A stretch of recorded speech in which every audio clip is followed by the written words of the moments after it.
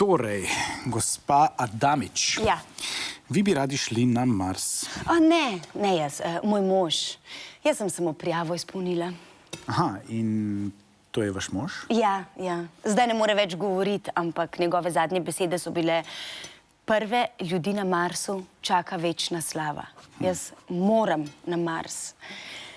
In zdaj je to končno mogoče.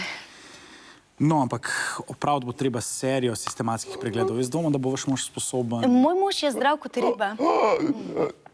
Ima pljuča 18-letnika.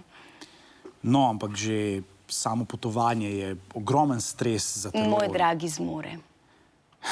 Glejte, gospa Adamič, pri ničelni težnosti začnejo kosti propadati. Ja, pa saj že tako na vozičku, a ne? Na poti na Mars bo izpostavljen sevanju sončnih bliščev. On ima rad solarij. Lahko oslepi. Nič hudega, ker obožuje glasbo.